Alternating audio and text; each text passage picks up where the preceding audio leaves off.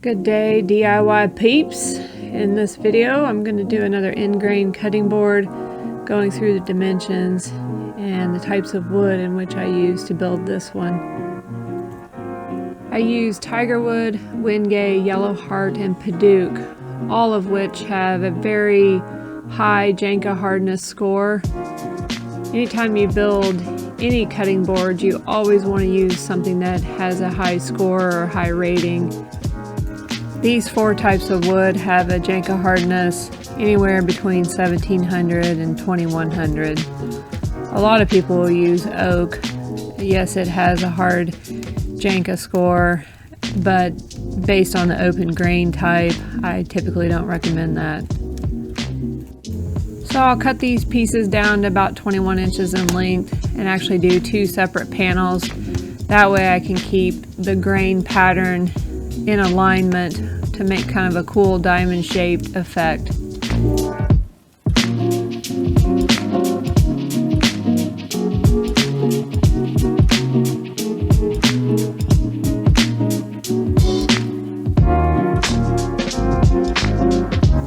If your lumber isn't square on all four sides, it's nice to have a joiner so you can square everything up, plane it all down, get your S4S, and then you can glue up your two panels.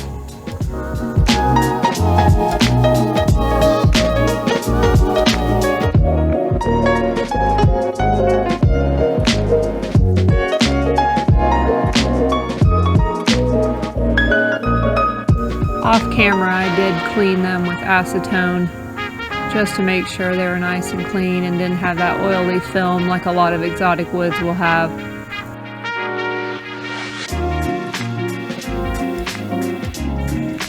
Once dried up overnight, I unclamp them. I scrape off any of the high spots or the glue spots before I send that through my planer, just so that way I don't dull my knives as quick.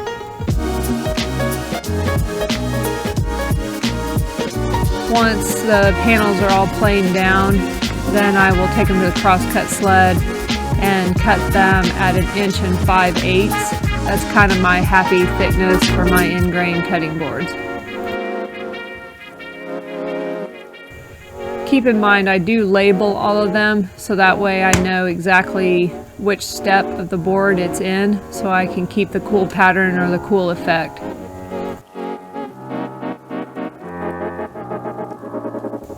Make sure to keep everything as square as possible and use cawls so that way it doesn't warp or get bowed.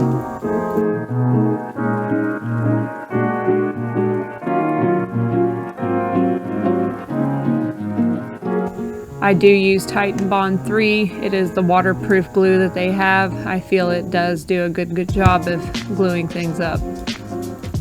Again, if you are using a planer, take very small passes. Go slow, don't go fast with this. I also use a round over bit on the in-feed and out-feed parts to minimize tear out.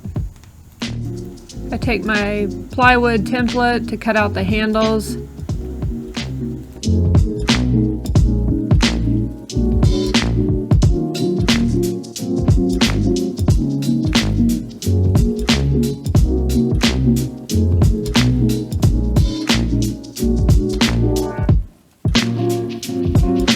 And then time for the hours of sanding and water popping between the grits. I do start usually around 60 grit and then work my way up to 320 and water popping in between those grits.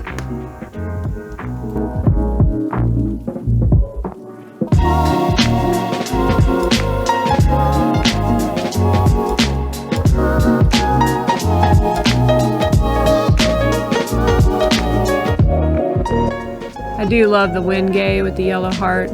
It really has a cool effect.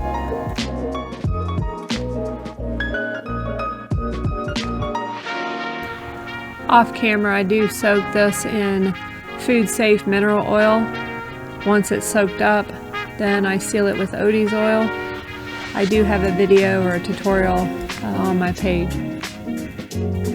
Thanks for watching. Until next time, have a good day.